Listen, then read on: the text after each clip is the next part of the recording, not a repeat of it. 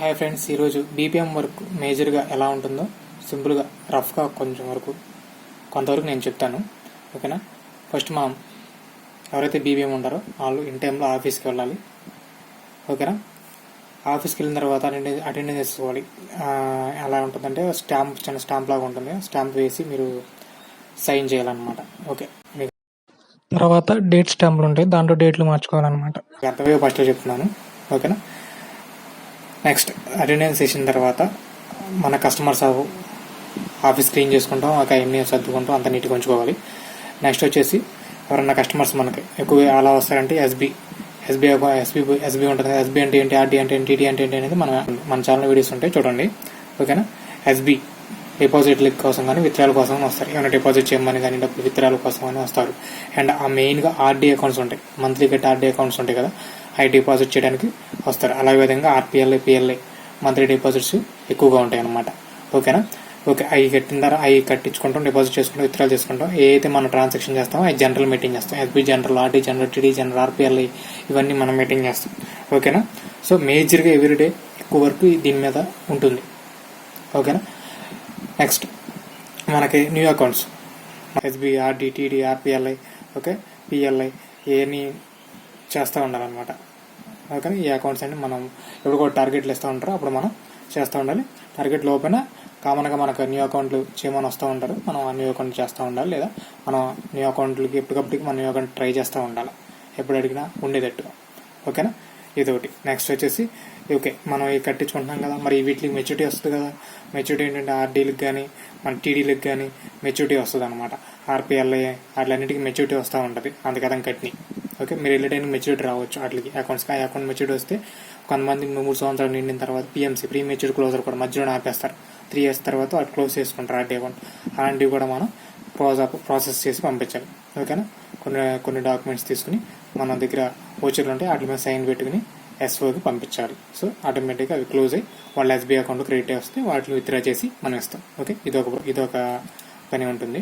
Okay. Next వచ్చేసి letters మనకి articles వస్తూ ఉంటాయి అనమాట. స్పీడ్ పోస్ట్, రిజిస్టర్లో ఒక ఆర్డినరీలు, పార్సల్స్ ఇవన్నీ వస్తుంటాయి.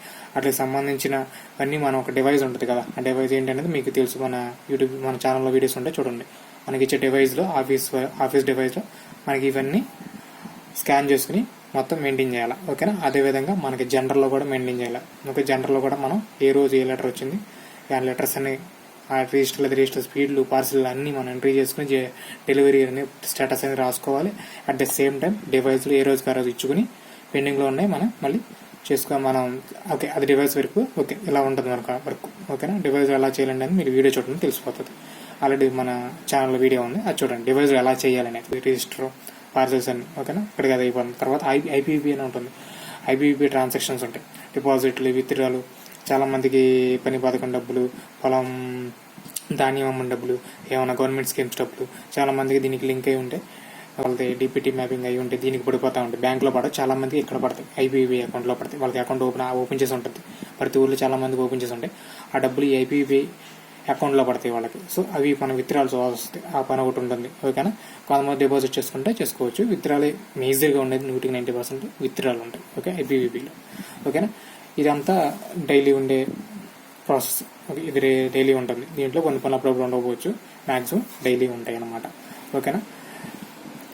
ఓకే. ఫైనల్గా టార్గెట్స్ మాత్రం మేజర్గా కంపల్సరీగా ఉంటాయి. వాళ్ళు ఎప్పుడు చెప్తారు ఆర్డీ అకౌంట్స్ చేయాల్సి వస్తే అకౌంట్స్ టార్గెట్స్ అడుగుతారు, ఆర్డీ, టీడీ. ఓకేనా. మళ్ళీ ప్రీమియం, ఆర్పిఎల్ఐ, పిఎల్ఐ ప్రీమియం అడుగుతారు. ఓకే. అవి కూడా మనం టార్గెట్ చేయాలి. ఐపీపీ టార్గెట్స్ ఉంటాయి.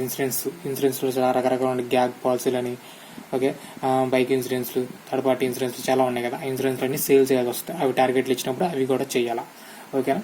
ఊళ్ళో తిరిగి అవి కూడా చేయాలి. టార్గెట్స్ వస్తాయి. Accounts, RPLI, PLI, premiums, IPP targets, insurance sale చేయడం, ఇవన్నీ టార్గెట్లు ఉంటాయి. ఓకే. ఎవరైతే బీపీఎంగా వస్తున్నారో, పోస్ట్ మ్యాన్గా వచ్చినా, ఏ బీపీఎంకి వచ్చినా టార్గెట్లు అనేది అందరికి సేమే.